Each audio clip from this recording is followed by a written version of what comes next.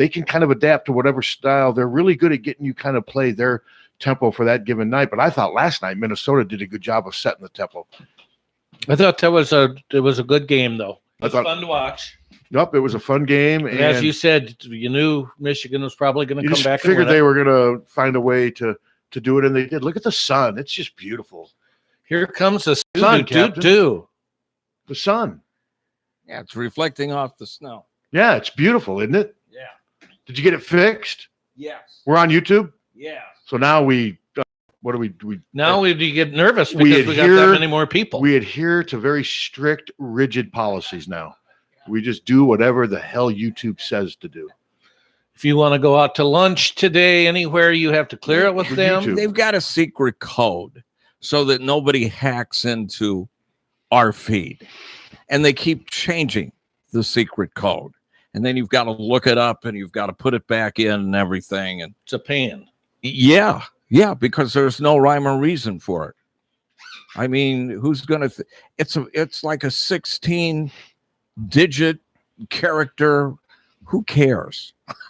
And if they take over our feed, so what? I mean, some of the stuff you have to do for security these days is just... And you're not secure. No, and you're not. But just, I mean, what you have to try to do to stay, it's all because of the stinking thieves out there who basically make their living now stealing on the internet. It's brought up a whole new category of crime. Now, you are not in widescreen. Well, I had to, I mean, it even affected me recently. I had to get a new debit card because I ate at Brugger's and they got hacked. Yeah. You know, stuff like that. You didn't have to worry about that 20 years ago. It's just annoying. I always was worried about using my credit card online. I use my debit card. I never use my credit card online, hardly ever. I did once, the first time. I mean, I still pay a lot of bills with a check. The first time it got hacked. Yeah, so do we. I still like they always, well, do you want to just, I mean, there's some things I automatically withdraw, like utility bill from Mid-America, auto insurance, certain things, but I still pay my mortgage payment with a check.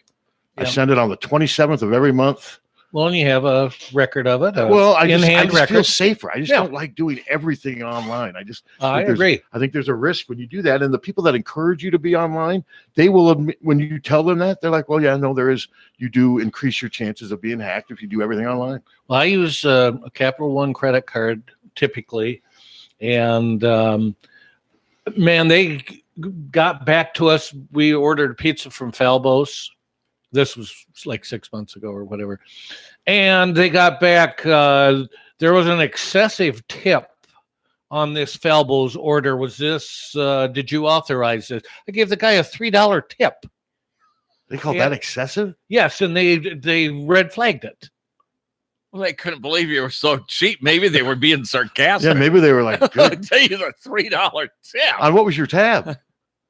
Like $18 or something. Well, I thought it was okay. That's less than 20%. Yeah, it's less than 50%. Maybe it was 4. I can't remember. But no, you're just changing the story now to make yourself look. I'm sure that person went home shattered and empty. Don't you think, Captain? Yeah. God, what do I have to do to get a good tip? The point being is they're watching over you. I'll comb my hair into his pizza. Well, same thing with UI Credit Union. I got a letter from them saying we're discontinuing your debit card. You're getting a new one. But it's just a pain because some idiot hacked into Brugger's. Well, we have our debit card through credit union and our checking account through credit union. And we have one with Two Rivers. And they do a good job too. And I say, hey, hack all you want because there ain't much in there. You're not going places with my credit. With my checking knock yourself off. You could maybe get the Muscatine. It was the first time I ever went online and bought anything, and it was immediately hacked. And some guy in Portland, Oregon, went nuts in stereo shops. But yeah, it's just annoying. I just don't do it. So and I dropped my wallet in Newton one day coming back from Des Moines. And by the time I got home, I called up to cancel it. Somebody had already found it, charged some things at Newton, and somebody in Nebraska had bought some stereo equipment within 2 hours. Yeah. Just ridiculous. It's the world we live in. Yeah. Yeah, thanks, folks. Hell in a handbasket. Hell in a handbag. Hell in a bucket. Yeah. Good song by the Dead. Hell in a Montana. That is a good song. That is a good song. But no, I appreciate Iowa's help. And I think they want to promote Thursday's game too. I mean, that's I just can't believe that game is not a sellout. well, I think the 6 o'clock thing may have something to do with it. But it's going to be interesting too, though. And Fran will get on and he'll promote. Fran is not one of these guys though that gets overhyped for one. The moment that game ends Thursday, win or lose, he won't be any different. Yeah. He'll go in there, he'll address what happened in that game, and then he moves on. Fran, I mean, I know that they want to promote this thing, but one of the things that's always impressed me the most about Fran is how he just keeps grinding. He just moves ahead, just like Ferentz does. Uh-huh. No matter what's happening, how all the stuff on the outside, whether it's really good or really bad, I guarantee if they win on Thursday, Fran's going to be happy, but he's not going to make it more than what it is. He'll with Fran turn is the page to Minnesota. At times it's hard to tell with Fran after a game if they won or lost. It really, if they win or lose, because he doesn't really change. I mean, and that's one thing that I think helps them at times. And so we'll see. But no, I think there'll be at least 13,000 there, don't you? Oh yeah, I think it's going to look full. I think to us. I like what they're doing. They're trying to make this as appealing as they can to the students. I mean, Iowa knows the importance of this. This is a top 20 matchup, Big Ten leader, undefeated, Michigan State. You got to seize this moment. You got to give this team every chance it has to win. And to me, that goes with getting students there to create as hostile environment as you can. Absolutely. And that's why, I think they should do it every game. I do too, but we've talked about that at nauseam. Yeah. I mean, I think they should let students in.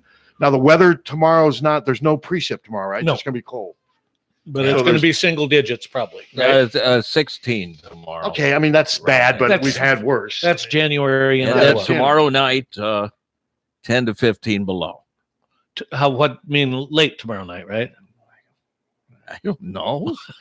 Well, we're going to be at Carver Hawkeye Arena. 10 and 15 below. It will start getting cold around 5 o'clock. PM? Yeah, I would imagine. I mean, it's going to be cold. What's the difference? 15 below. Well, because you're we're going in to be Carver there. Hawkeye Arena. Okay. I mean, yeah, you got to get in there. Well, 15 below is pretty significant. That's cold. Well, that's That is not with the significant. wind chill. That's cold. Hello. Hello. Jeez. Hey, Pat, Yeah. is Fran going to take questions? That's captain's. Yeah, I don't think so. No, not at all. No, I'd like to ask him a few things about his life. no, goodbye. No. Goodbye. All right. Don't have. Come All on, right. guys. 4 o'clock Jesus Christ. tomorrow afternoon. I'll turn this damn thing off so fast. Walk out of here. Be at home in time to. In the heat of the night by 11. Yeah. In the heat of the night goes from 11 to 3 every day on all of the WGN. Yeah, and the other channels. I hate to bother you guys, but so tomorrow, 4 p.m., 8 degrees. 5 p.m., 6 degrees. 6 p.m. at tip-off, 4 degrees. Halftime, 7 p.m., 2 degrees. 8 p.m., 1 degree. 9 p.m., -1. And then things start going to hell. Oh, this is the Bible. Yeah, this will be exactly how it happens. Well, you're going to have wind chill and so when you come to work Friday morning, Steve, why don't you say You'll be if? here. at 4 a.m. it'll be -9 with a wind chill of -27. That's great. I always worry about my tires going flat in that weather because so often they do. I had to got new tires yesterday. I got 2 new ones. Yeah. Well, Jan's car, they're 2 pounds under, I guess, where they should be, or the tires. It should be at 32, I believe. Well, Is what they always do. I think hers are 30. I always say 32 on them. Well, I got mine new tires put on yesterday. They had them at 40. They do Well, that. it depends on what car. Well, I think Yeah. they also do that in the cold weather. They overinflate them because they know they're going to go down some too. I'll just go and, I count 5 seconds. 5 seconds of air each tire. It'll be fine. There you go. It sounds really It's well nice. planned.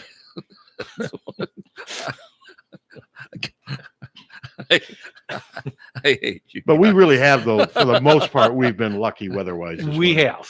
We have. I mean, You know, but we just said that like a couple weeks ago when it was real nice and everybody's going, hey, this has been we didn't get any great snow winter. in December. I And know. this has been the last January, week. the last 2 weeks have been tough. Yeah. That snow in November sucked. Uh-huh. But remember, we had those 8 inches in November, and then the next week it was 50. Yeah. They were all gone. The snow was all gone. So, I mean, I just look at. I'm too old though to want. I find myself now. Okay, we're just 2 months away from it being mid-March, but I'm too old to think that way. That's just you're kind of wishing your life away when you when you want winter to go by. That's one nice thing about having a basketball season. That's That fun. takes your mind off. It does take your mind off it a little bit. I mean, now that football's over, because the Super Bowl and whatever. But now that Iowa, I think a lot of fans are engaged with this team right now. I mean, they're giving them reason to. No, that's right. Did you see where Saint fans? We had the story earlier where Saint fans are suing the NFL. Yeah, whatever. I mean, that'll accomplish. That'll a go lot. over Hey, well. let's play the game again. You're right. I mean, just let it go. Terrible call. They missed it. Terrible call. Goodbye. But the thing is, though, you don't know if they would have scored. You don't know if they would have made a field goal. I mean, they're always making this. Well, they make that call the right way, we win the game. Well, not necessarily. If it was in the end zone and kept him from scoring a touchdown, maybe, but they weren't in the end zone. Well, they still got a field goal out of that possession. But they saying that the touchdown would have made. But you I don't don't know know. that it was a terrible call. I get it. I don't know what the ref was seeing or he didn't see, but he didn't call it, and No. that's just the way it is. But I mean, I don't want them to start reviewing No. judgment calls. The games will never end. No, They'll go on forever. It's a problem. No, and it's just I mean, human error is part of it, and it's going to be part of it as long as humans are involved. And imagine 100 years from now, I don't know how they missed it though. It was a bad call. Well, I've seen a lot of calls where you wonder how they missed it. That I don't know what the referee was thinking because he was right there in front of him. Whoever's responsibility it was, he wasn't watching. He wasn't watching. Or he just saw some. I don't know. I just for a second there, I wondered if he thought it was both players have a right to that football. The problem is the D-back just ran through the receiver to try to get to the football. He didn't give him a chance to catch it, and it seemed And like he was there early and too. it seemed like an obvious pass interference Yes. call. But yes, it would have probably changed but you don't know if the Saints would have No. scored. You just don't. No, A touchdown. no, you don't. So, but it's unfortunate that that's been the discussion between that and Kurt Schilling getting into the Hall of Fame or not getting into the Hall of Fame.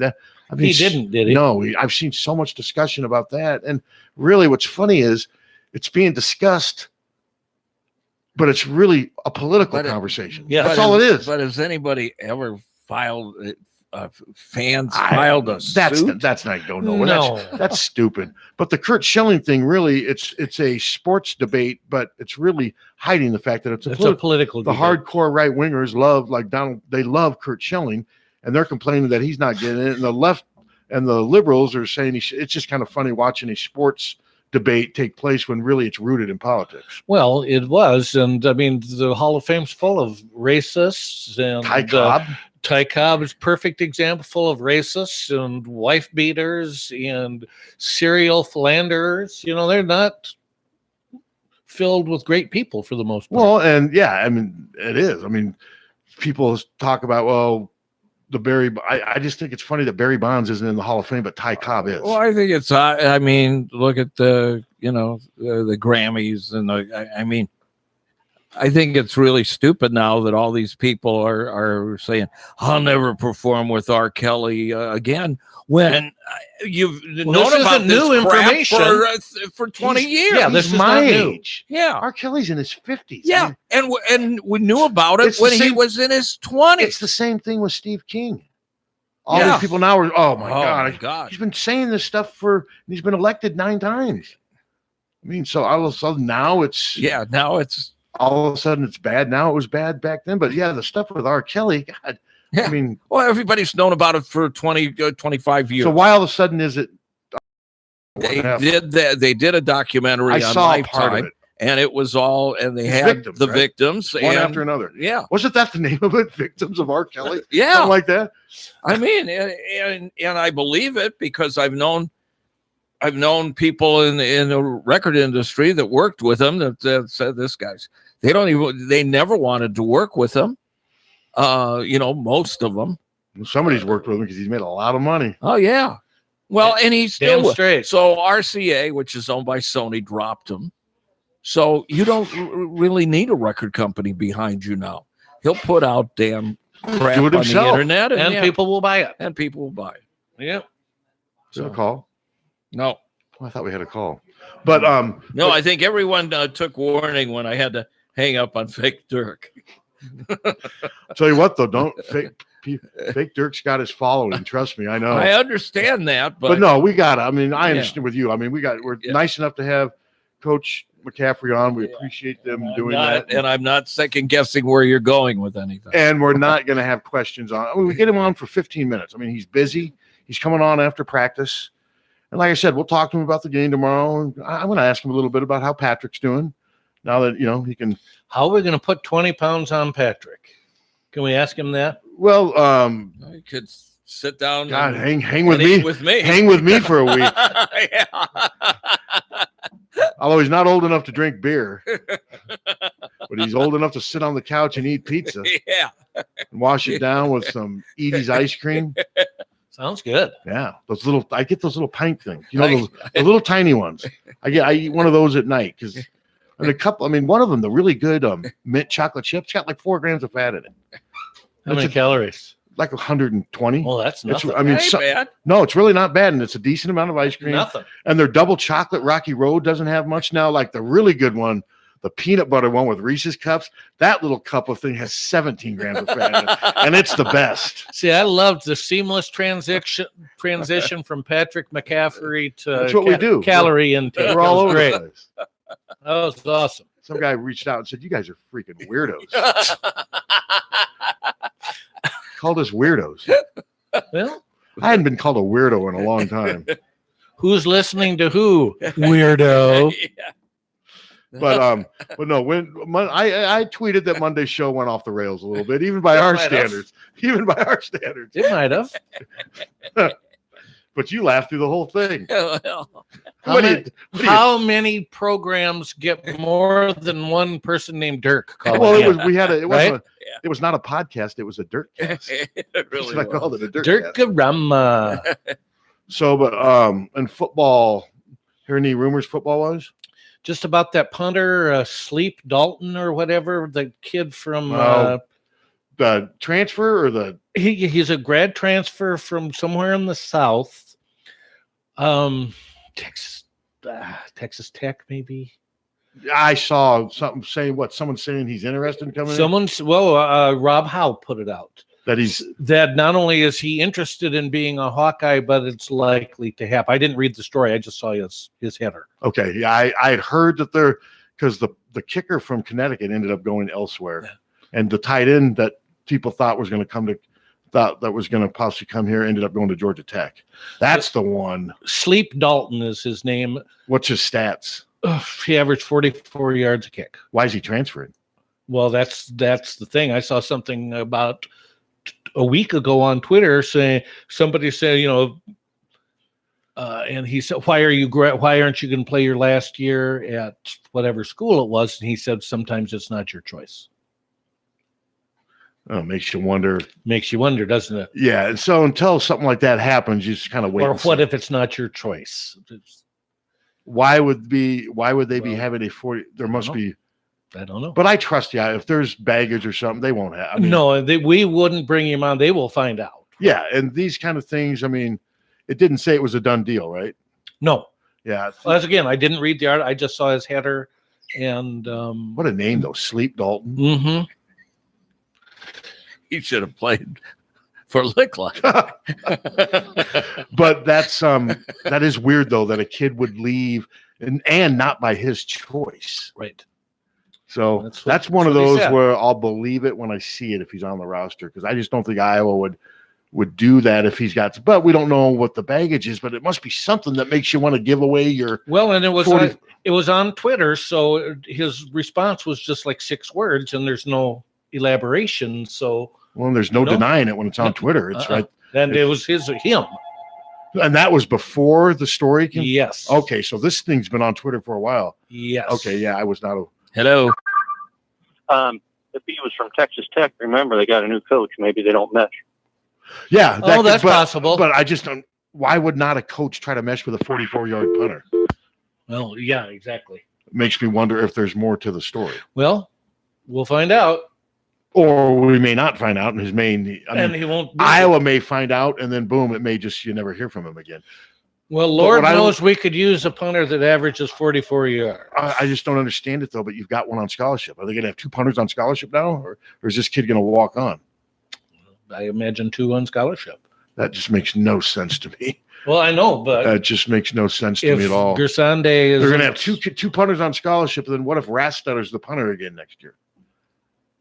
well, I mean, everyone this could happen. Everyone just insisted that Gersande was going to be the punter this year. I mean, and when it ended up not happening, people were confused. But I mean, something's going on in practice where Gersande's not out punting Rastetter. No, and a lot of our punters on scholarships haven't done very well. We had that. Was it Mullins or Mullings? Johnny Mullins. Well, you've had kickers too. I mean, Mick Ellis. Yeah. Trent Mossbrucker was on scholarship for 4 years and never had the starting job. So it's weird. The scholarship distribution for kickers and punters has left a little bit to be desired. Now the walk-ons they've gotten have been great. I mean, now Nate Kading lived up to his scholarship, and Schlicker did for the most part. Mm-hmm. Schlicker struggled at the end. Miguel did when he got his. Miguel, but he was a walk-on to begin with. That's Mike right. Myers was a walk-on to begin with. I mean, so it's kind of weird. Now you've got Rastetter, a walk-on, who has been mediocre at best, but he's been able to stay ahead of a 2-year kid on scholarship for 2 years. It's just, I don't know. So what's a failure to progress, I guess. So did this Sleep Dalton guy announce on Twitter so he basically announced on Twitter that he was leaving that program. Yes. And that's weird. I give the kid credit. Lots of kids wouldn't say that. They'd say, "Oh, I just want to try something different." They wouldn't say, "Well, it wasn't my choice." And he is interested in being a Hawkeye. It's not, he wants to be here. What other schools are? Don't know. I haven't, as I said, I didn't read the whole article. I just saw Rob's header. Hello. Hey, he's from Arizona State. Thank you. And they have another punter that sat out last year that played for Louisiana Tech and transferred when Herm Edwards got hired, who also averaged 44 yards. Okay, so then you're saying Herm Edwards cut him loose? Yep, because their backup punter is just as good, or not better. Plus, the backup punter has a family with NFL history who are friends with Herm Edwards. Oh. Okay. So basically they're just forcing the kid out. Pretty much. So there's why that went down. Okay. Well, that's not mysterious then. That stuff happened. I feel bad for the kid. Yeah. So basically they're saying we think the other guy's better, or we like the other guy and we don't want you. That's what they're saying. Wow. Interesting. Yeah. I'm still not convinced though that Rastetter won't be Iowa's punter next year. I mean, we'll see. I mean, I hope, well, I don't hope I'm wrong, because if he is, I hope he gets better. But I mean, if he's going to be our punter, he just needs to get better. Just period. I agree with what you're saying, but apparently he doesn't need to get better, because he's been the punter for 2 years and he hasn't gotten any better. I would like him to get better. That's the way. That's the best way to phrase that. Because I would agree with you, but he obviously doesn't need to get better, because they keep putting him out there every week. The Gersande thing's weird. I mean, he was listed mistakenly all during spring as the starter. And remember at the introductory press conference to begin the season, Kirk's like, "Oh, that was wrong. We had that wrong the whole time. It's been Rastetter the whole time." Because I remember people were like, "Oh, I don't want to turn this into a Colton Rastetter bash fest," but he hasn't performed up to what they need. But evidently he's performed better than Gersande has, because they redshirted. Well, then you'll have the conspiracy. Oh, well, we don't play the best guys. Yeah, I love that. Best guys are always on the bench. I love that. I tell you what, the guys He's just collecting his money. The guys on the Iowa bench should play Alabama or Clemson. Clemson, not Alabama. Hell, we're beyond Alabama now. Alabama's yesterday's news. Maybe Ferentz has got the worst offense I've ever seen. I saw another mock draft that had Hawkinson 14th and Fant 28th. Wow. Both of them going. Amazing. Yeah, it looked. I mean, I've seen several mock drafts where both have been in the first round, and I've seen several where both have. I haven't seen anywhere where they've taken after the second round. And wait till you see if Drew Cook has a big senior season, Wait till they couldn't even see the field. The coaches played the wrong guys all the time. Yeah, those two guys taking first round draft pick. They're gonna though. Yeah, I don't know about that one. Well, we'll see. I hope Drew does have a big season. I do too. And he needs to. I mean, you got Sean Byer, Drew Cook, and Nate Whiting. Those are the tight ends. I know the high school kids are coming in. I think one may, but they're not those high. Nate Whiting, Drew Cook, and Sean Byer are going to be the guys that I don't think. I got to step. I don't think an 18-year-old high school kid. I mean, Noah Fant caught like 7 passes his freshman year. I just don't think T.J. Hawkinson redshirted. I don't think you can count on 2 or 3 of those true freshman tight ends. No, it needs to be the guys that are here. Drew Cook is 6'5", 255. He's 22 years old. I mean, he's a man. And he's a good athlete. He's got a chance now. He's got 1 year. I'm hoping Drew Cook can kind of do what Brad Lohaus did in basketball 32 years ago. Well, I think he can. I mean, he's got a chance. Yeah. Because Whiting is more of the blocker. Drew is a pass catcher. It'll be interesting to see how the tight end position works. Because like I said, there's going to be a lot of attention on it. Well, it's going to be fun to see what they do. And, you don't lose 2 first-round draft picks at one position and not suffer. I saw another one where a guy had his top players, toughest players to replace in the Big Ten. He had 3. He had the 2 tight ends, and then he had number 2 on the list. He had Amari Hooker. Amari instead of Amani, and he. But that just shows you, though, a lot of these Iowa guys have some hype coming into this draft. I mean, I really do think all 4 are going to be taken within the first 4 rounds. I really do. Well, I saw where Nelson has been performing well on some tests. Measured at 6'7", 272. They showed him. I saw some video of him beating his man on some blocking drills. I mean, so we'll see. I mean, Anthony wouldn't have come out if he didn't have good information. I just firmly believe that he approached this in a very wise, thorough way, had help from the Iowa coaches. I think he believes that he's making the right. I don't think any of these 4 are just going in there blindly. I don't. No. I just don't do that. So no. We're going to take a break before Fran? Yeah, we should take a break. Yeah, and then I'll give you the number because you just basically need to call his secretary and then they're going to get you in. All right. We'll be back. You can see and hear us on YouTube or listen on the TuneIn app. Our video and audio streams are powered by the Iowa City Marketplace. Here is your KCJJ forecast this morning. Snow will end. It'll become partly cloudy here by this afternoon. Our high today right around 20 with wind northwest. 10 to 20 this morning, decreasing to about 5 to 15 by later this afternoon. Tonight, partly cloudy, 8 above. Tomorrow, it'll be mostly sunny and windy, high of 16. Wind will be northwest, gusting to 30. And then it's going to get cold. We're going to drop down to 12 below by Friday morning. I'm meteorologist Sean Cable on the mighty 1630 KCJJ. Right now, it's 16 degrees.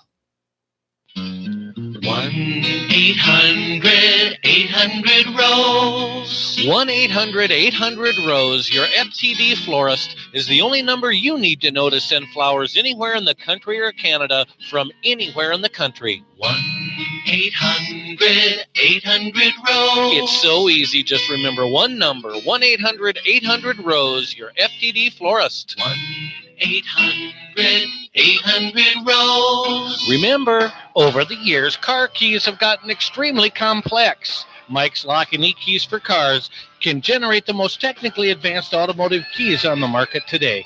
Mike's Lock and E-Keys for Cars can produce most conventional transponder, sidewinder, and remote-headed keys. If you've lost the keys to your car or simply need a duplicate, call 330-9185.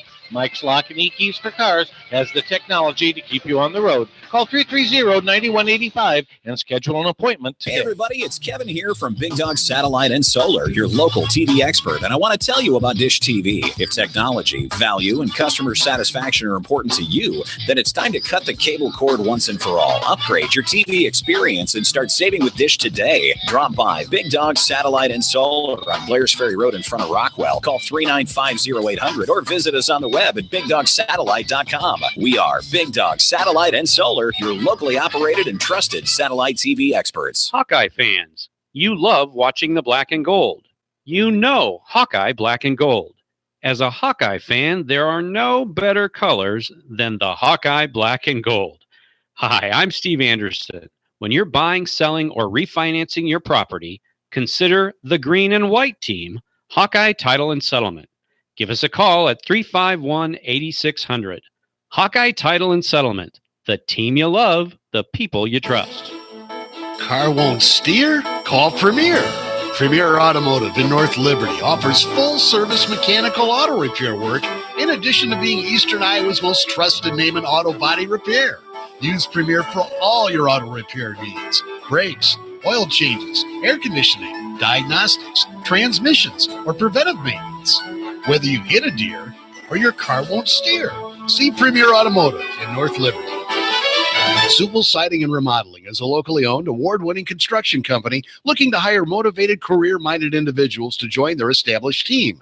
If you look forward to challenges, want to work 40 hours a week year-round, and earn a competitive paycheck with great benefits, including insurance, call Lori at 337-2246. That's 337-2246. Experience is preferred, but they're willing to train the right person.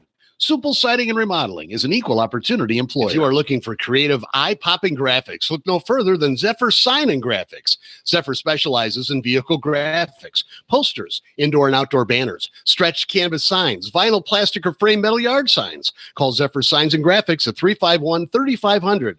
That's 351-3500. And as for the large format department, for incredibly creative and effective signs and graphics, stop by Zephyr Signs and Graphics in the heart of downtown Iowa City's Ped Mall at 125 South Dubuque Street. My sister tells riddles and jokes a lot at the table. Everybody is focused on their food so much no one takes out their phone. Reboot Family Night at the Oxyoke Inn. Sometimes I order from kids menu, but sometimes from grown-up menu. I dunk my roll in the strawberry jam. The food makes everybody happy. I eat my mashed potatoes on the outside and save the piece in the middle with the most gravy for the last bite. Mom shares her potato pancakes with me. My sister likes the homemade chips. Dad's plate is always totally clean, even the gravy. He really, really likes the food. My grandma likes it at the Oxyoke Inn when we take her there. Families in everything they do at the Oxyoke Inn. We laugh every time we go there. We're happy. Just 20 minutes from Cedar Rapids and Coralville's Coral Ridge Mall. Strawberry jam is good. Allhawkeyes.com. Are we back officially? We're back officially. All right. Let's take this important phone call, which will direct where we go next. Hello. Hi. Hi. Hey, I was just wondering, you were talking about tight ends. Yeah. There's a kid from West Liberty. I don't know if Pat knows him, but he's a walk-on, Noah Feldman. I was just wondering if he knows anything about him. I have not. I know he's. Well, I know if he's a walk-on at Iowa, that means he was invited to walk on, and that but I don't know. Yeah. I don't know anything about what he's done since he's been here. But you say he's a tight end. Well, he will have an opportunity. I mean, and what year is he? I think they redshirted him, I heard, and he was a pretty good athlete. Oh yeah, he wouldn't be a walk-on at Iowa if he didn't. They don't just. Not anyone can just walk on the Iowa football team. You have to be invited. He got third in the high jump, and he also ran 4x1. Okay, I do remember. So is he a tight end? Because is he a tight end or a receiver? No, I think I was told he's a tight end. Okay, so but he's definitely athletic. I mean, I just don't know what I couldn't tell you what he's done since he's been to Iowa. I mean, a lot of that stuff we just don't hear about. But no, there's gonna be opportunities. I mean, so yeah, there's gonna. Well, I just shooting out for a kid out of West Liberty. So that'd be a neat story. No, I'm with you. I think but I do remember him because I do remember a couple sporting events with West Liberty. I mean, I remember him being a pretty versatile athlete. Yeah. With good size and speed. Good job. All right, thanks. What are you looking for? And what's his name again? Noah Feldman. I do remember him from West Liberty. You looking on the roster? Mm-hmm. But yeah, I don't know. I have not heard anything. Are you going alphabetically or? It's not alphabetical, unfortunately. Still looking. So you're doing numerical. Tight end's going to be in the 80s. I guess it doesn't have to be. Hawkinson's in his 30s. And Whiting That's is 30. true. Drew Cook's 18. Sean Byers 42. So I guess it doesn't have to be in the 80s. I guess it's almost like it's probably not going to be in the 80s. All right. Noah Feldman. Find him? Yes. 86. Redshirt freshman, West Liberty. What's his size? He's 6'4", 230. Okay. He's got to get bigger, but no, he's definitely. So that's tight end. Oh, that's definitely tight end size. And I do remember him running track and having good. It's guys like that sometimes that blossom at Iowa. We know that story all too well. That'd be neat to have a kid from West Liberty. But yeah, sorry, caller. I just can't tell you how he's doing, and because we're not in practice, and I don't know if anyone has asked Kirk about that specifically. But as a tight end who's redshirting, he will have a chance. You got the Schulte kid from Cedar Rapids. I mean, there's going to be opportunities. A walk-on may emerge there. Who knows? Well, yeah. And they're going to have. I mean, was TJ a walk-on? Hawkinson? Yeah. No. They're going to have at least 6 scholarship tight ends though when the season starts. The 3 that are here and the 3 coming in. Then they'll have 2. They'll have at least 8 to 9 tight ends competing for. That should be enough. I mean, body-wise, that should be enough. Yeah. Yes, that should definitely be enough. So. Well, I hope that we don't have to rely on one of those kids coming in, but they'll probably get some snaps. Well, you don't want all of them to be in the same grade either. So I could see at least one of them playing to stagger the grades and maybe making an impact on kind of like what Sean Byer did, play mostly on special teams. Because then after next year, Nate Whiting and Drew Cook are gone. Yeah. All that's left after that, think about that. I mean, Cook and Whiting are both 5th-year seniors. Well, so that 4-game rule can really help out in this instance to get a much better look at some of these kids in game situations. That's one thing I'd like to ask Fran, if basketball should adapt like an 8. Well, they sort of do, don't they? They do, I'm not sure. Is it 6 games or? But there is something. There is something. I'm going to ask. Let's ask him. I'll ask Fran what the exact rule is. I know with football they just implemented. So is basketball already had that rule where you can play in 6 games? I thought it was a certain amount of you can play in a certain percent. It's not like 6 is the. It's a percentage. It's a percentage of how many games you have. And Iowa usually has 31 games. So no, we can ask him about that. Because I'm kind of curious to see what he says because. With football now, it's pretty plain. It's cut and dry. You just play him in 4 games. You got him for another year. So like with Tyrone Tracy, he played in 4 games this year, and he's still going to one catch. Still has 4 years of eligibility. What Kirk wishes they would do, and I wouldn't mind asking Fran about this too. Kirk would like to see them go to 5 years of eligibility. He thinks they should be given 5 years of eligibility. I hadn't thought about that. I wouldn't have a big problem with that. I mean, it gives them another year to work towards a degree. Well, it sure help teams like Iowa. Oh, it would. Now the question, okay, do you give them 5 years of eligibility and then a 6-year window? Or is it just 5 and you get to compete all 5? Now, let's say you're somebody who gets a 5-year window, but you'd like the redshirt. Do you get that 6? See what I mean? Yeah. My guess is Kirk would say, no, you're getting 5 years to play, but would you still have the option of redshirting and then playing in a 6-year? That's what would. Yeah. I think stuff like that would have to be worked out. But Kirk's always been a big proponent of 5 years of eligibility. I mean, I was in college for 6 years. It can be done. I know people that were in I talked to Jeff Settles last night. He was in for 7. Yeah, I had a good interview. I actually wrote a story. It just kind of dawned on me yesterday. I'm like, wow, Settles was the Big Ten Freshman of the Year 25 years ago. Isn't that amazing? And he forgot about that. He's like, man, that's unbelievable. He called it unbelievable and crazy. But he and Wieskamp have a lot of similarities. They're both from southeastern Iowa. And Jeff's had some great stuff. I've got a story up right now just talking about Joe Wieskamp. And it was kind of, I really appreciate Jeff's insight. What was that noise? Steve's he's wheeling. He's got the people on YouTube. Somebody's calling him about his warranty or his student loans. I'm not sure. I got one of those, a student loan yesterday and a vehicle warranty yesterday. Hey. Some lady named Jody.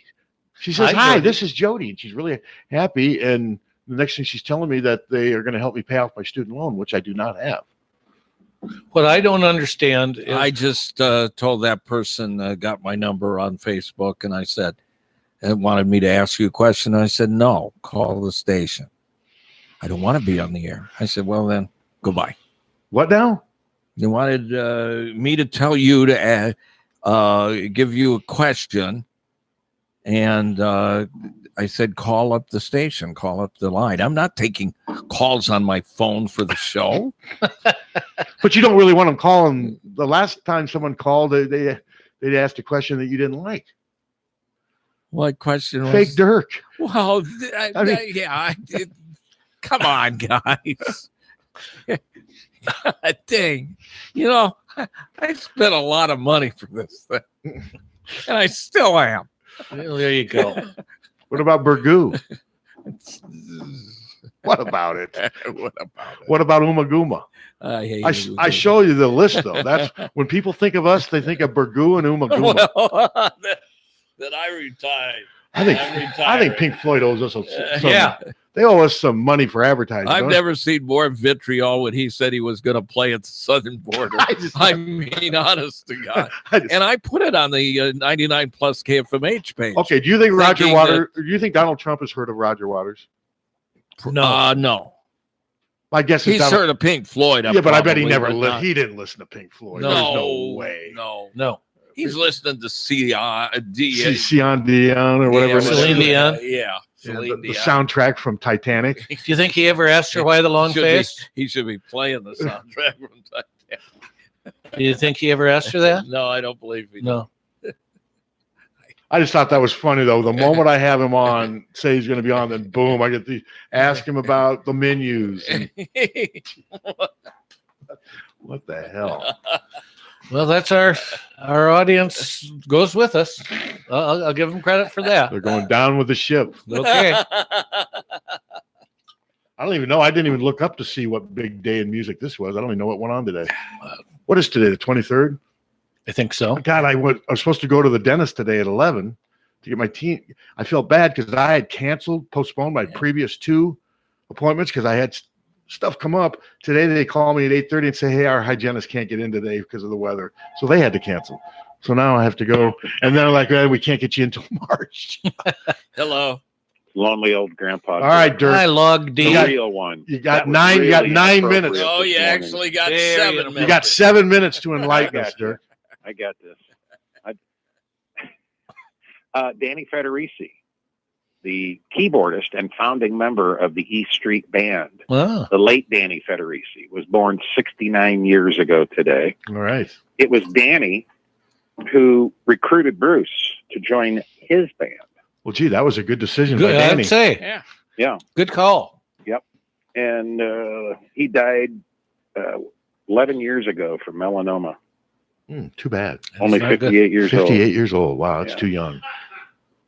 Who's laughing about that? That's Hunter. No, he's Hunter's gagging. He's hacking. Okay. Yeah, he's hacking. He's not laughing. Now, here's one I guarantee Pat won't know, but I know Steve will, and I think Tom will. Jimmy Castor would have turned Troglodyte. 79 today. Yes, Troglodyte, Bertha Butt, and the Butt Sisters. He was born 79 years ago today. Did they name castor oil after him? No, but it is spelled the same. All right. No, I've never heard of Jimmy Castor. Nor I. Well, you're lucky. Tom, you remember the Jimmy Castor bunch with Bertha Butt and the Butt? I remember Sisters? Bertha Butt and the Yeah, Butt. Yeah, that was him. Okay. Oh, okay. Yeah. Let's see who. Oh, Robin Zander, lead singer of Cheap Trick. It turns 66 today.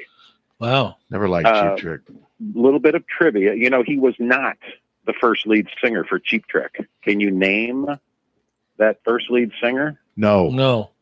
Randy Zeno Hogan. Randy Zeno Hogan. He was one that I was considering. I just wasn't for sure.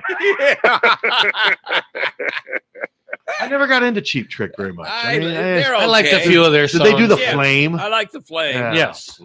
Never been any reason. They're never not Head East. No, that was Head East. Yeah.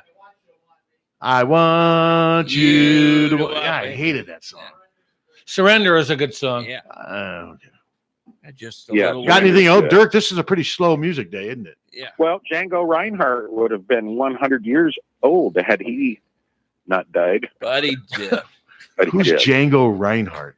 Probably the most influential jazz guitarist of all time. He influenced not just jazz artists, but rock and you name it, just about everybody. Did he have a hit? Yeah, what was it? He didn't. I'll see you in my dreams was one of his. What the hell? That ain't it. Yeah, that's a death sentence. I'm glad the guy's gone. So, Pat, back to the Hawkeyes for a minute. Mm-hmm. Did you see that Lisa Bluter may be recruiting a Serbian 6'9"? See her. I rode in the elevator with her. With the 6'9"er? Mm-hmm. Really? Yeah. Just yesterday, I watched some video of hers. Is she a high schooler now? I don't know. I have not. I rode in the elevator. She was on a recruiting trip here, obviously, and we were coming. They were getting on the elevator when we were getting off, and I looked up and I'm like, my God, that's the tallest woman I've ever seen in my life. And Don Doxey was with us, and he's 6'7". She towered over him. Yeah. So I don't know what her specifics are. Well, what I've read is she's got good hands, good feet, not much of a scorer, and not very quick, obviously. But well, maybe not so obvious, but solid nonetheless.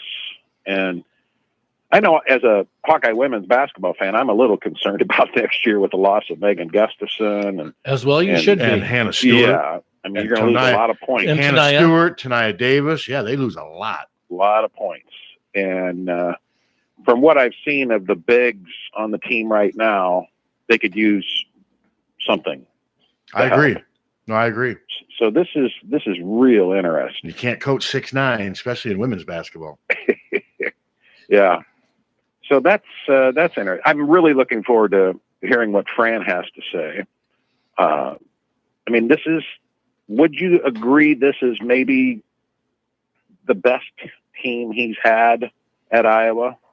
I need Hard more. to say. Hard to say. I mean, Utah was on the cover of Sports Illustrated, and that team was what, 8? That team and was, Woody, and they were ranked as high as number 3 in the country. I mean, I'm not ready. And now they did collapse at the end, but still, this team hasn't reached that yet. I'm not ready to go there yet. This and team Devin has a chance. Marvel's team was awfully good. Yeah, but they also kind of Till late. fizzled. They both, yeah, but I mean, this is not the first time Iowa's been in this position. I mean, remember, like I said, Utah was on the cover of Sports Illustrated, but no, this team has a chance. And see, I guarantee I can ask Fran that much. Coaches don't like, oh yeah, I think this is going to be our best team ever. You know how they that are. isn't something you'd ask. Yeah, no, they just don't. Kirk doesn't like to compare. Fran and Kirk are an awful lot alike in some ways, in that everything with them is one game at a time. Everything of them is live in the moment, stay in the moment. Yeah, Fran is on to promote this game tomorrow, but I guarantee, and I was telling this to Tom earlier, win or lose, Fran's not going to change after that game tomorrow night. He's going to walk out of that interview room and he may be more pissed if they lose, but it doesn't change. Oh my God, we got to go in panic mode now. Or if they win, it's not going to be like, man, we've arrived. Look at us. He'll be like, hey, that's what I admire about him. It's the same. He stays the same all the time. I'd like to know how much the revenge factor. Well, that'll be into that'll definitely be a question. I mean, they humiliated them there, and right. I would also like to ask him, how much from what happened in that first game do you use as a teaching tool for this game?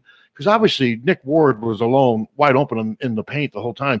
So, well, no, those are the kind of questions either Tom or I can ask him. Because, yeah, I mean, they, I think that game at Michigan State can help Iowa prepare for this game as much as it can help Michigan State. Yeah. I mean, but I don't know. It'll be interesting to see what Fran says. Well, before all that, the women have a huge game, the biggest game of the year tonight. At Carver Hawkeye with Rutgers. They are undefeated in the Big Ten. I didn't realize. I was trying to figure out what vaulted Rutgers to the top, because they've been pretty pedestrian the last couple of years. And Lisa spoke at a luncheon this weekend and said they brought in 3 transfer players. Wow. And Vivian's got a strong pull. I mean, she can recruit. Yeah, they were down by their standards the last couple of years, and she did something about it. I mean, she did. That's basically what happened. Very athletic. So tonight's a big game. I don't think it's on TV, is it? It's not. It's ridiculous. It's unbelievable. It's ridiculous. Yeah, it really is. This is a huge game. And I think just like the Michigan State game tomorrow, the students get in free tonight and free parking.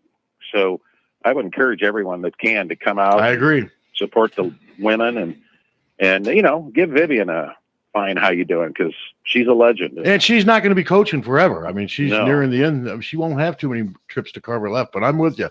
I thought last year at the end of the, during the season when she came to town I thought that was it. I did too, to be honest with you. But no, Vivian's shown that she's got some staying power, and she's always been able to attract talent. Yep. Well, big game tonight. Can't wait for that. Really looking forward to Fran's call today. And thanks for being there. And all I can say is go Hawks and beat the living tar out of everyone. Okay. Hey, Sounds good. Matt Weitzel just actually reached out to me about that rule thing we were talking about. Basketball, you can't play in any games in red shirt unless you're injured. Basketball doesn't have a rule like football has. So I'd like to ask Fran if. I thought there was is that a new wrinkle, or is it? Well, Connor, what happens is if you get injured, you can redshirt if you don't play over a certain amount of games. But they don't have a rule that allows you to play in games and still redshirt like football does. And the rule is new to football. Except you can play exhibition games, right? Yes. Okay. So I don't know if he's. Well, they should have. I love the new football rule. Yeah, I don't know why really they wouldn't do that rule in basketball. Maybe they will. Maybe they're waiting to see how it works in football. And I don't know if he's. Should we wait and see what's? Okay. I didn't know if he's gotten a hold of him or if I need to. We don't know. We don't get I need to reach out to Weitzel and. I can't. He is talking to someone. We have success, I think. Okay. But so do you feel good about tomorrow night? I do. I for some reason I think Iowa's going to win. I think it's going to be a heck of a game. I'm not just saying that because we're getting ready to have Fran on, but I do think Iowa's going to win tomorrow because the winning on the road is tough to do it all the time. Both teams are playing extremely well, so I would expect it to be a real barn burner tomorrow. Okay, I've got the coach on the line. Morning, Coach. There we go. Morning, Coach. How you doing, guys? Good, Fran. How are you? Hey, we appreciate you coming on. We know you're busy, but there's a lot of excitement about tomorrow night's game. But before we talk about, we were just talking. Football's got this new rule where a freshman can play in up to 4 games and still redshirt. Basketball doesn't have that rule. Would you like to see a rule like that implemented in basketball, where you can play in a certain amount of games and still redshirt? Well, the basketball rule is this: you can play in up to 10 games in the first half of the season and still get a medical red shirt. Okay. If you can play in the scrimmage and exhibition game and still red shirt. Okay. Okay. So now the only difference would be a guy could play in 4 more games and then still red shirt. Okay. Okay. To be honest with you, I'm sort of indifferent towards it. If it came in, okay, fine. A kid can play in 4 more games and you can redshirt him. Probably gives you a better idea. I remember a couple of years ago, we were thinking about redshirting Gabe Olashaney. He probably needed a redshirt year. He wasn't quite ready. Ultimately became a great player for us, as you know. Mm-hmm. Andrew Brommer was playing really well at the time. So we were going to redshirt Gabe. And then Andrew Brommer got hurt. And then we're like, well, we need Gabe. And then Andrew Brommer got better. Maybe we could have used him for 4 games and then redshirted him anyway. Things like that. I think you're seeing more and more guys using the rule for the wrong purpose, and that is, I'm going to play 4 games. I'm going to check out the landscape so that I can set myself up to grad transfer somewhere else. Mm-hmm.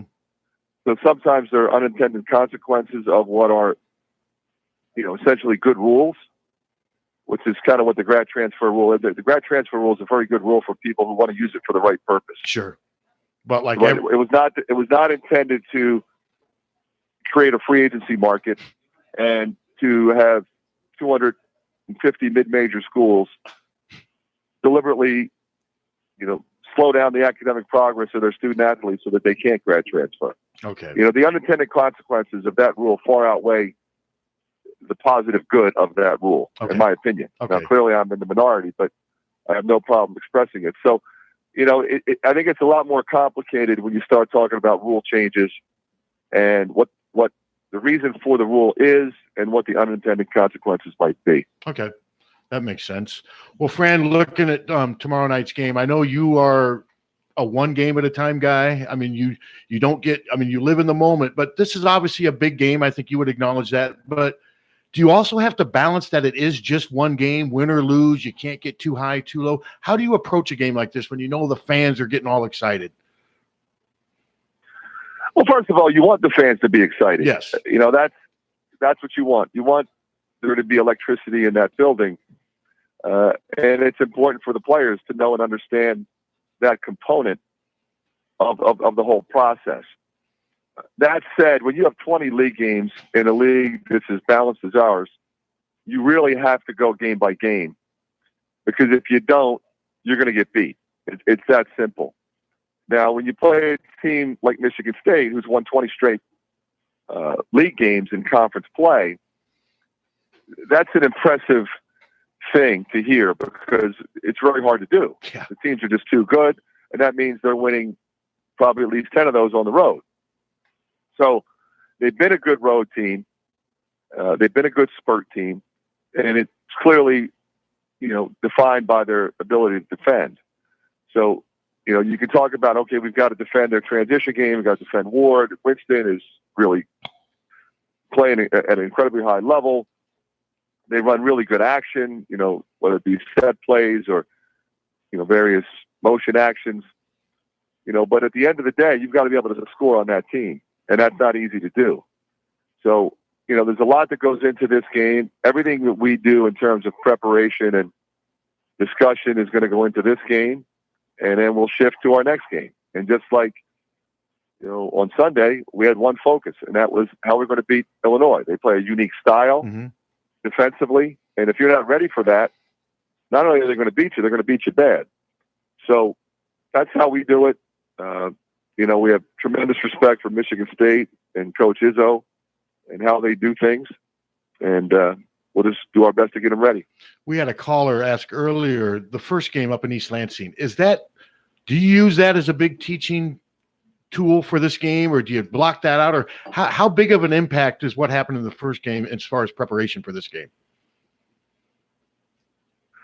Well, I think a lot, but also, okay, what happened last year when we played them? We remember what we did well in any particular game, what we didn't do well, what they did to us. Up there, we were playing them pretty well for about 15 minutes. Mm-hmm. And then the last few minutes of the first half, and then the start of the second half is where we lost the game. It just got away from us. We got in foul trouble, if you remember, and that really hurt our opportunities to defend them, in particular inside. When Luka went to the bench, we had some smaller guys. We went small, and that's hard to do when they've got Tillman and they've got Ward and they've got Goins inside. But we didn't execute our offense the way we need to. We didn't stay connected and stay calm at that stretch where they made a run. So, you learn from those mistakes and you remember some of the things that we did well in that game. And you go back to last year's game here, which was a really good game. And what did we do in that game that enabled us to get 93 points, which is hard to do against them. But, what did we do to allow them to get 96 points, which is, way too many. So, it's constant learning and growing, basically. Well, Coach, the game against Illinois was, I've never seen a team shoot as well as the Hawkeyes did. You going to be able to bottle that and have them do that again tomorrow night? Well, obviously we would love to. It's one of those things where a lot of times, you might have one or two games a year like that. And, you hope that you don't play the team where that happens to you. You look at last night's Indiana Northwestern game, for example. Yep. Aaron Falzone is a good player for Northwestern. Mm-hmm. He's had injury problems each of the last 2 years, and he really hasn't been himself. He had 6 points total for the season, and he had 6 threes last night. So those are the kinds of things that happen throughout the course of a season. And, obviously you want it to happen for you more often than it happens against you. But that's the kind of thing that happens in this league, and we saw it last night. So, Fran, when you're coaching a game, I don't know how I can ask this, but how much control do you actually feel like you have on what your team does? I know you can switch them into, but you can't make shots for them and stuff. When you're coaching during the course of a game, do you feel like you have a lot of control over what your team does? Because some of it just comes down to players making plays too, doesn't it? Obviously. It does, especially at the end of the shot clock. That's a different world. In the old days when there was no clock, it's a little bit different. You could just keep grinding, keep calling a different play. But you get to the end of the shot clock, somebody's got to go make a play. But, my responsibility is to make sure we come down and get a good shot. Mm-hmm. Okay, so we're executing something that we think will work against that team. We execute the play. A lot of times teams will take that action away, maybe via scouting, or maybe it be a savvy player who reads the action coming. So now we've got to, look at one of our counters, or we've got to play out of it. So there's certain picking actions that we'll go to, and then obviously certain individuals that we'll go to. And then sometimes a really good player just jumps up and makes a shot. It's kind of what happened against Penn State. We came down the floor late in that game. The coaching side of it is guys coming down the stretch. Penn State has a tendency to trap ball screens or blitz ball screens. They have a tendency to double your best players. It's exactly what they did. They double teamed Jordan in transition. He gave it up. Ryan threw the ball right back to him as they doubled him to get the ball out of his hands, and then they went back to guard who they were guarding. Ryan throws it right back to him. Now he's open. Yep. Now he hits the three. So, is that coaching? Well, it's really more Jordan Bohannon having the courage and skill to make, a very long 3-point shot. Mm-hmm. But the key was he didn't turn it over when they came to trap him in that situation. Okay, that makes sense. Fran, I look at this team. This is your 9th team at Iowa, and I think all your teams have had, to me, pretty good chemistry. This team seems really close. When Joe Wieskamp told us the other day that Isaiah Moss is one of his best friends on the team, I thought that was really neat because they're 3 years apart, and you could argue that maybe they could compete for minutes, but they've developed a really close friendship. What does that say about the guys on your team? Because I think you do have some great chemistry this year. Yeah, we do, Pat. You're right. And I think it just speaks to the character of the individuals. Mm-hmm. There's not that, I don't like that guy because he might be in the game when I'm not. Mm-hmm. There's none of that. When he's in the game, I'm cheering for him. When I'm in the game, he cheers for me. You look at our bench reaction when the team is really playing well. Yeah. Best example was the Penn State game. Isaiah Moss played extremely well. We had a lineup in the second half that was really responsible for us coming back and taking the lead. I left that lineup on the floor. I do that sometimes. And he accepted it in an incredibly professional way. Then he comes back and goes for 21 and 6 assists and no turns in the next game. And that just tells you the kind of person that he is. And the fact that they're friends, and you watch, when you're on the road, who sits with who at meals and who's hanging with who. And for us, it's always different guys. It's not that those 3 guys are always together and those 3 guys are always together. And that happens, like you said, because sometimes you tend to be better friends with the guys you come in with because Mm-hmm. you room with them, sure. You hang with them, and so there can develop certain cliquish things based on that junior class is really close and that freshman class is really close, and they really don't hang out together because they have a different circle of friends. And that would only stand to reason because if you've been here 3 years, you're going to have other friends on campus that aren't on the basketball team, that Sure. might be on the football team or just other students. So the critical thing is that you just stay together because it's such a long season and there's so much that goes into the preparation and there's so much that has to enter into, when we're on the road and it's really loud, you have to be together on the floor because even the coaches can't yell out instructions at that point. Mm-hmm. You have to work together and understand how to do that under incredible pressure. And I think you're right. I think this team is very close, and I think it's genuine. Yeah, there seems to be a strong trust between the players. I mean, and then the other day after that game, you couldn't tell if Joe Wieskamp scored 30 points or if he scored 4 when he comes into that interview room. And it's the same with Jordan Bohannon. It seems like nobody cares who scores as long as somebody does score. And to me, that's important, isn't it? Well, it's incredibly important, because, the reality of the world is all those guys want to play after they leave here, whether it be in the NBA or the Euro League or, in Europe. And they all want to get paid to play. So at some level, stats are important to each person. And what they have come to understand is it's the winning that gets the recognition. You look at Tyler Cook, I have unbelievable respect for him because he didn't play in 2 of our road games because he was injured. Mm-hmm. He comes back and helps us win in the games that he's healthy. He hadn't practiced, so, he wasn't himself on Sunday, but he goes for 7.7 rebounds, had some monster plays in that game, and is equally thrilled for the guys that, had 20 because he's a winner and he's a winning person. He's not thinking about, hey, I want to go to the NBA, man. I got to be the guy getting 25. He's not that kind of guy. He wants to win. Maybe he'll get 25 tonight. I hope he does. Coach, you got obviously they're different years, but already you've got more wins, both in the Big Ten than you had all of last year, and your team has more overall wins than you had last year. At what point did you sense that this turnaround was going to happen? I mean, did you know it sometime last summer, or is it all on the guys? What's the impetus? Well, I think without question, I knew it would change because I know the players that we have. I know their character and I know their commitment. I watched it all summer. But, you saw it come to fruition in New York.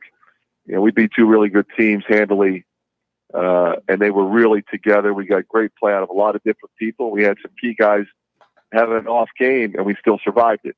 We couldn't have done that last year. So the key is to continue it and not ever be satisfied. We've got 12 very difficult league games coming up, a number of them on the road.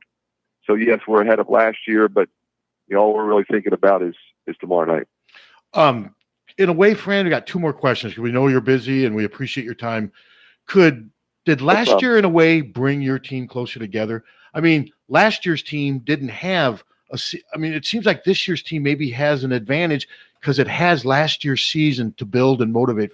Is there any truth to that? Did it bring this team together and make it maybe better in the long run? Todd, I don't think there's any question that, when you go through adversity, it brings your team together. Yes. I mean, in so many different ways. It forces you to evaluate yourself. It forces you to evaluate your group collectively. I mean, that's players and coaches, by the way. It's players, coaches, strength and conditioning staff, and we reevaluated everything. And, you have to remain sort of a band of brothers because, it's so much different today than when I was playing or even 15 years ago. The attacks that these kids get on social media are quite frankly unacceptable. But that's the world we live in. And so, there's motivation coming from a lot of different places, but the most important thing, it has to come from within you. And if you don't have character, well, then it's not going to come. But if you have character and you recognize, hey, what could I have done differently? And be honest with yourself, and then stay together and stay motivated. So that means, hey, it's June 20th. I'm heading over to the practice gym. I'm going to go get 1,000 shots up. Let's go. Let's instead of one guy going, there's 6 guys going. Let's go. And hey, we're going to go over. We're going to go over to the field house and we're going to go up and down for a little bit. And it has to be that, and it has to be, in addition to that, the willingness to hold each other accountable. Okay, is there somebody who's not working? Well, it's okay to call that guy out, and it's not just my job to do that. Mm-hmm. Like, you're not working hard enough. You're not in the weight room enough. So there's a lot that goes into that side of it. And so I think what you're looking at is a group that has bonded together as you go through a journey of what is a very difficult one. in the Big Ten, because everybody in our league has a great coach. Everybody in our team has really good players. Everybody in our league has guys that want to play in the NBA, and they're all equally motivated. So they're in the practice gym working in the summer. They're in the weight room working in the summer. So let's understand what it takes to get back to where, the bulk of that group won 19 games, and then the bulk of that group won 14 games. Okay, let's figure out what the problem was, and let's go fix it. And let's stay together doing it, and let's overcome whatever distractions there might be on the outside. Last question. I wanted to ask you about Patrick.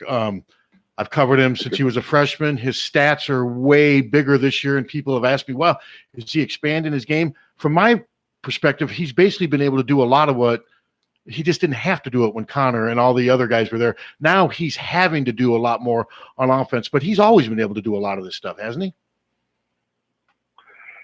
Yeah, yes, absolutely. And he's never been a guy who hunts shots. No. So it's kind of amazing that he's averaging like right around 28 points a game, because he doesn't shoot that much.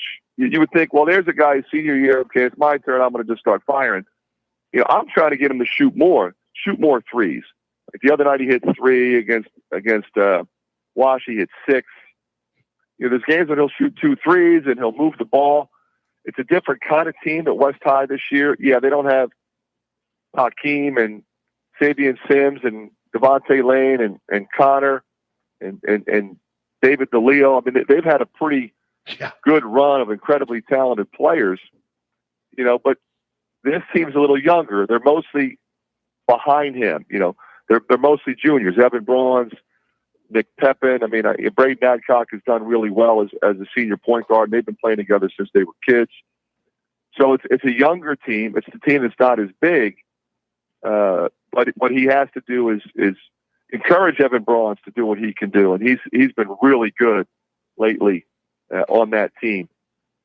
And so is Nick Pepin and the guys that are coming off the bench, but they have to play differently. So it puts more pressure on him, especially inside, being 6'8", even though he's on the thin side.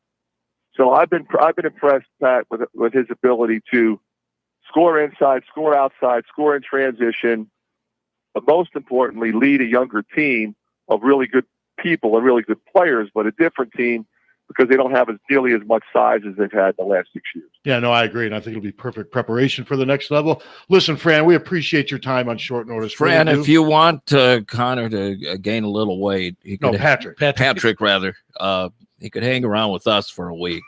He might become sluggish, but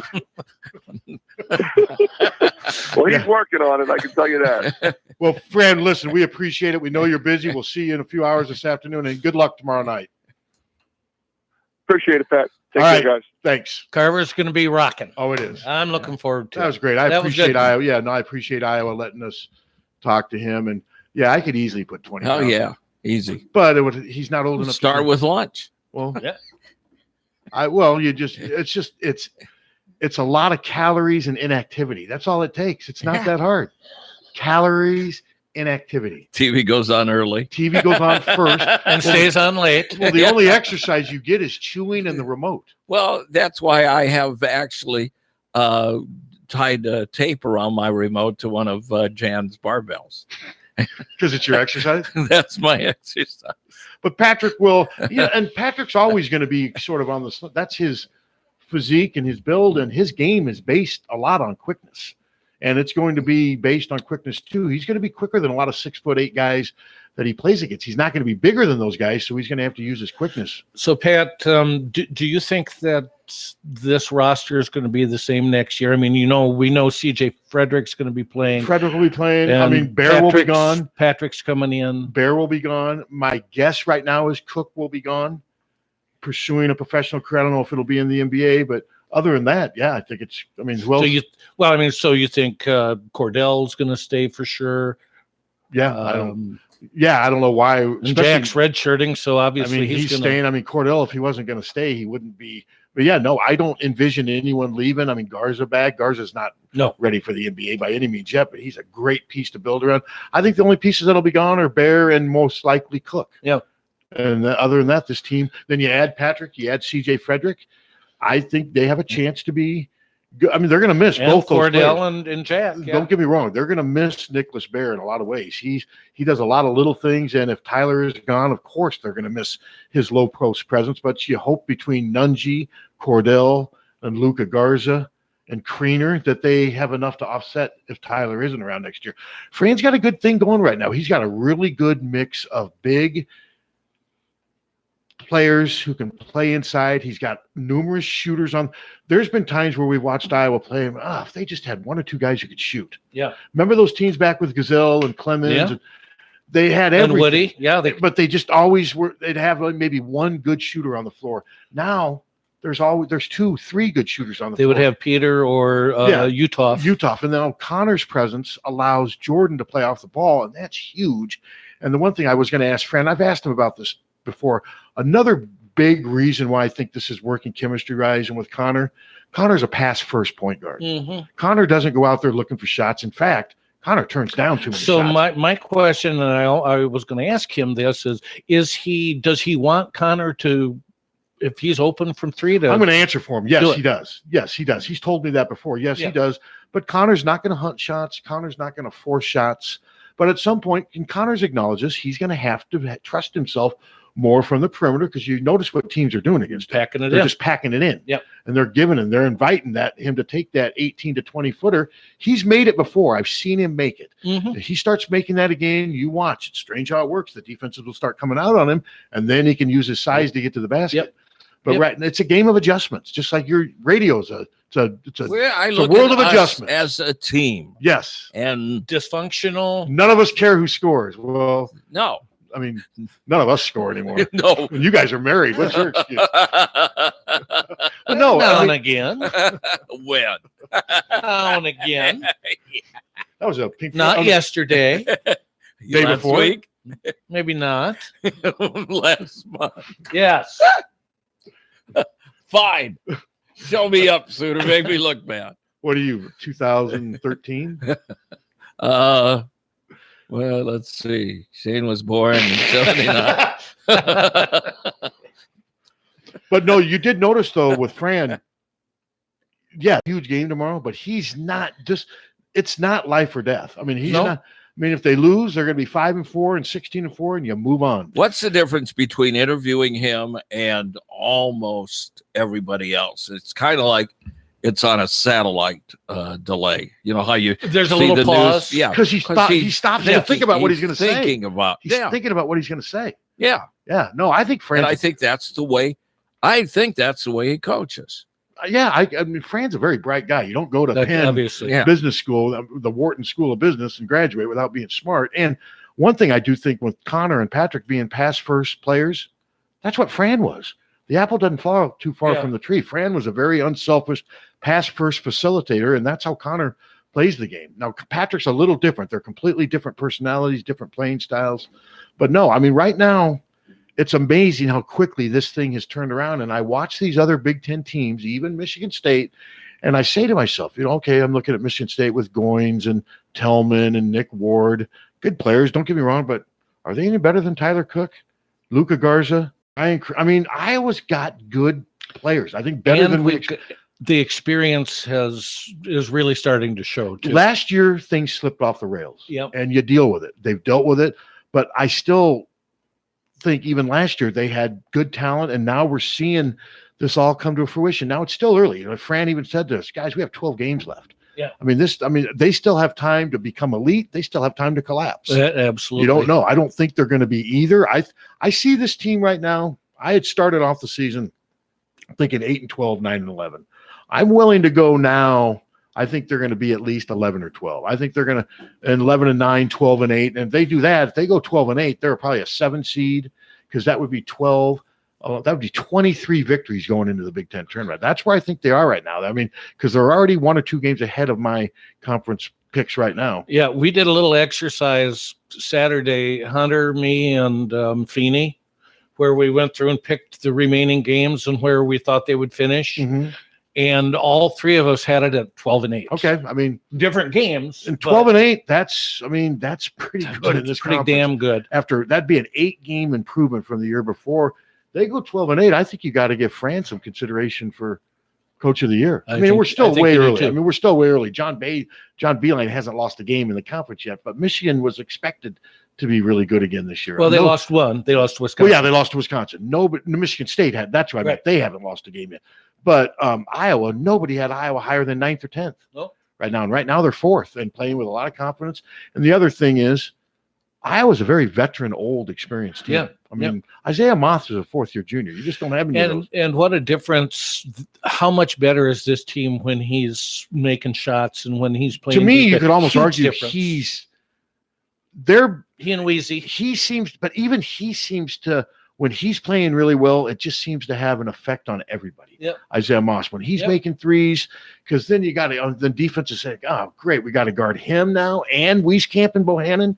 And then Kriener can make threes. Garza can make threes. Yep. Nicholas Baer can make threes. Connor McCaffery can make threes. Macy Daly can make threes. This team is so different than the other good teams Fran has had in recent years because those teams were all based on size, depth, length, but they couldn't shoot. They didn't have a lot of good shooters. Played better defense overall. But this team's getting better. This team is really starting to surprise me with how well it's playing defense. Hey, we're right in the middle of the Big Ten race, and it's fun. And it is fun to be in the discussion. And I don't want to hear these fans. I've had a lot of people. I reached out saying when Iowa announced the thing about free student tickets and general parking and all that, I go, this should really have, Carver should really be rocking. Right away, fans go, oh, rocking, yeah, right. I mean, instead of bitching and moaning about it, go out and do something about it. I mean, the players have given you a reason to go to this game tomorrow. It's 6:00. It's weather's not going to be bad. I mean, at some point you got to get over the issues that Carver has. Carver's got issues. I've written about them many times, but that place, if you got 14-5 in there rocking and cheering, it can be as loud as any arena. No, absolutely. It can be. It just needs a little help. Well, right now the players have provided that help. So get there. It's not my job to promote for Iowa, but they don't need me to promote, but I just don't want to hear the fans bitching and moaning to me about how bad Carver is. And when you have a chance to go there and kind of quell that reputation or squash. Parking is free tomorrow night. Yeah. It's not snowing. Yeah, it's cold. It's January. Yeah. It's January. Well, honest to God, that's what always gets me. We live in Iowa. We chose to live in Iowa. And it's cold. It's cold. But it looks like some fans want to bitch about it, but then want to make excuses for not going. Some of those same guys bitch about the fact, that's pathetic. They have to give away tickets to fill this place up. They're doing what they can do. Well, you promote. Absolutely. That's what you do. Duke lets their students in for free. I know. I think they charge you to listen to this show. I think. How do you think we'd do if it were a pay per listen? Pay per listen, $10 an hour. It wouldn't be good. Could you imagine that? Everyone would have a little meter they'd have to plug. Yeah, like when you went to Motel 6 and then you put the quarter in the TV. And then the bed started vibrating. Now it's just for another 15. Now it's just our chairs vibrate. But no, Fran does. He does. And that's a good point. You say that because there are times where did he hear it? He's thinking about what he's going to say. Yeah. That's just how he is. He's very in the moment, and he gives you good insight when you interview him. I mean, well, you think, when you see him and when he gets mad or whatever, and you see him and you think he's just this kind of a guy like that. He really is not like that at all. He really, I mean, he loses it during a game, and he usually loses it on his team. People say, well, he doesn't ride the refs anywhere close to Izzo. Nothing or like the Izzo. guy Mark Turgeon. Nothing. That's the one thing that's way blown out of proportion with Fran is how much he rides you. He doesn't. I think he gets mad. Some of that is it's how he looks when he gets mad. Yeah. I mean, he does lose it when he gets mad, but it happens infrequently, and he usually loses it on his players in a timeout to motivate them. And it's usually calculated, and it's usually early. That's what I mean. And it's usually early in a game, calculated. and there's usually a method to his madness. When I lose it here, it's not late calculated. In the game, and it's not calculated, Yeah. and it's not productive. It's knee jerk, counterproductive, very neat. Oh yeah, counterproductive. Lots of times ruins the day for everybody. Ruins the atmosphere for everybody. Well, I am really looking forward to the game tomorrow night. I want us to play well. I want us Is to be Ann looking competitive. forward to the game tomorrow? Yes. Think about that. Yeah.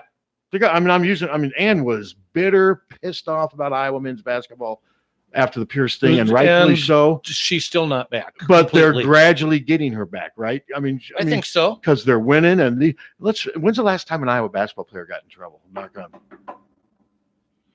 on. That Hubbard. He never played for us, but he never did anything to break the law. But trying to think, when's the last Peter Jock on his moped? Am I missing anything else? I think you're right. Peter J. Seriously though, think about that. That's right.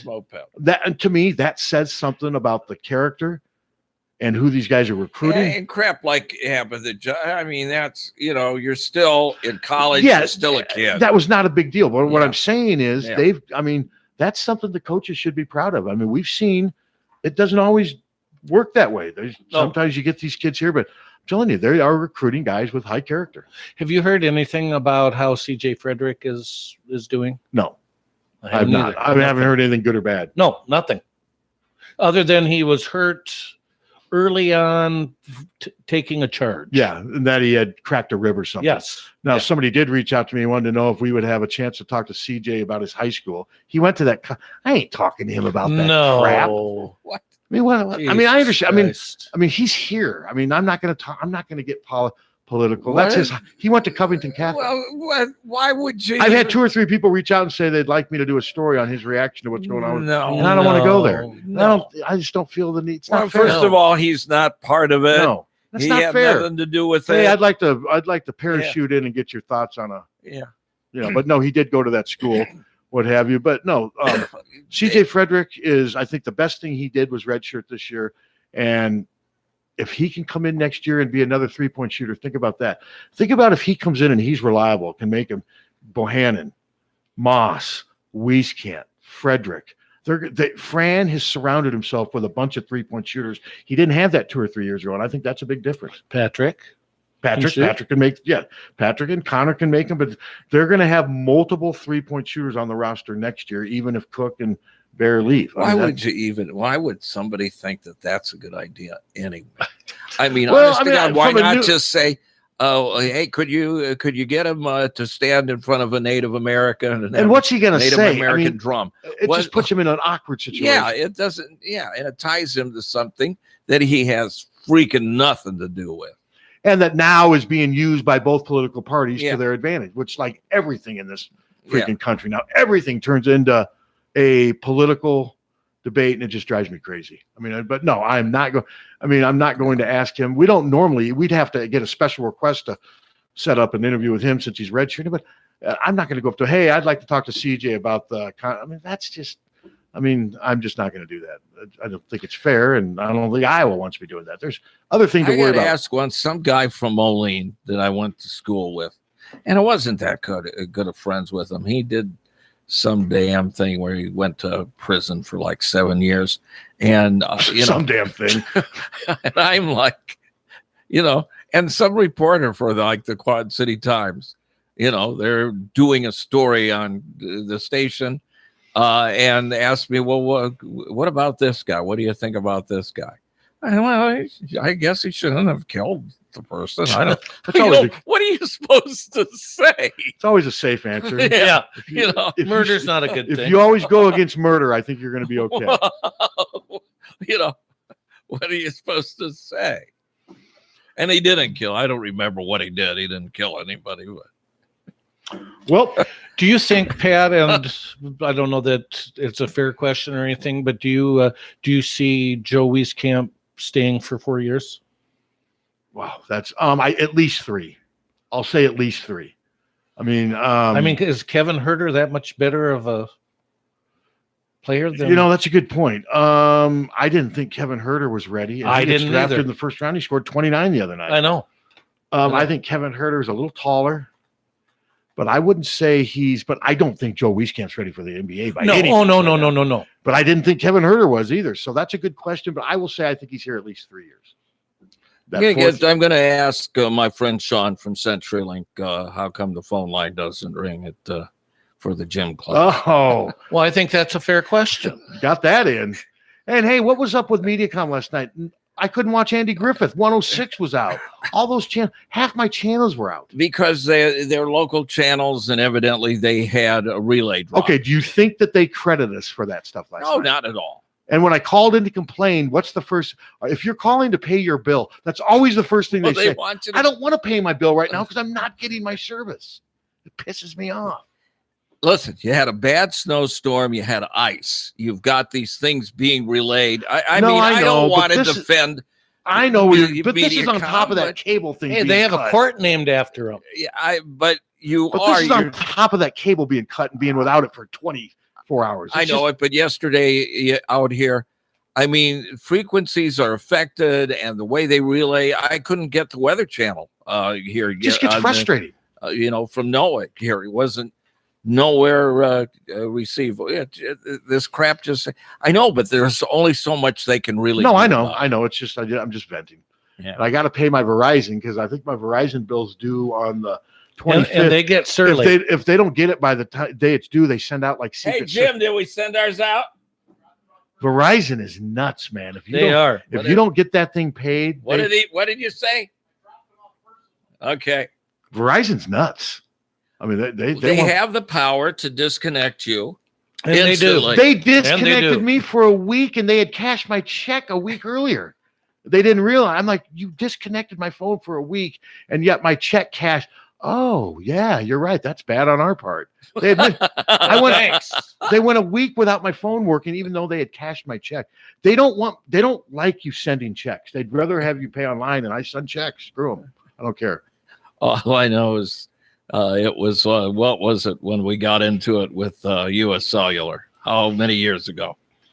20 years ago. And they still won't forgive it. And we paid them.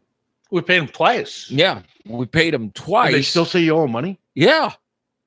And they won't take it off there. And I mean, it's been 20 freaking years. Well, they're not nagging you anymore, are they? No. Because the last time I got a call, I told the woman they'd have to pry the money out of my cold, dead hands. There you and go. She started laughing, and I never heard from them again. Okay, before we go, you getting a tenderloin tomorrow? If I get the chance, I will also say that their chicken strips were delicious. Were they? Yes, and they have some buffalo sauce. How much are they? Delicious. I think they are $7.50 for 3 of them. Yeah. Okay. Yeah. Delicious. And if you buy the popcorn tomorrow, it's only 4 months old. So they have it's from the last football game. Let me tell you something though. They have a gourmet popcorn vendor, and that popcorn is freaking great. Tom, every time I walk by it, it's 80 deep in line. Well, there's a reason for the it. ice cream is 300 deep. Have they ever what is thought the about difference? What is gourmet about it? It is just absolute. I mean, as bad as the regular popcorn is, this gourmet popcorn, it's number one, it's fresh, and it is just delicious. That's it. Because it's fresh. Well, but that's part of it. It is just. I've heard people say that. If you haven't tried it, then you don't know what it's popcorn. No, why can't it all be fresh? Because it is, and then it's still better. What I don't understand, what I don't understand about Carver, the game day management, is they always don't have enough points of concession. No, they don't. Never. I mean, that ice cream, why not come up with, instead of just one spot where people line up for, why not put 2 or 3 spots in there and divide those lines up, and you can get more purchases in at a quicker time and make more money? I don't get that. I'm with you. I mean, I'm telling you, the ice cream line, even during Licklighter, the ice cream line went on. Do they put butter on it? And caramel? Yeah, or caramel if you want. I think there's 2 or 3 It is different flavors. just... I understand that, but the only thing that the kernels are it's not just because it's fresh. It is a much better product. What kind do you get? You and get the caramel? gets a regular. Okay, so the redder is just salt and butter. I'm imagining so, but it's it is the better. Kernels are bigger. No, in fairness, the popcorn, the general, that stuff sits around and it's hands all over. It gets touched more than a porno. I mean, it's that popcorn sometimes is not good. But no, that gourmet popcorn is worth the whatever extra it is. It's worth it. It's great. Last time I used that line was stuff for the germ jar. It gets fondled more than a porn star. Hello. I'm going to turn the radio down. Hey, Pat, that Andy Griffith show last night was a good one. It was the one where Barney bought a hustler and Thelma Lou was in the beaver hut. He couldn't believe it. Jesus. I quit. Sick of this. Where do I go with that? I think we all know where we go with that. All right. Hawkeyes.com. Get your subscription today. The Sycamore Mall is now the Iowa City Marketplace. It's the home of Lucky's Market, Joann Fabrics, Four Seasons, the Hobby Corner, and much, much more. Lucky's Market features fresh organic produce, fresh meat and seafood, an incredible bakery, an amazing beer and wine selection, and so much more. Check out Lucky's Cafe with an incredible salad bar, signature sandwiches, fresh soups, and New York-style pizza so good, it'll make you talk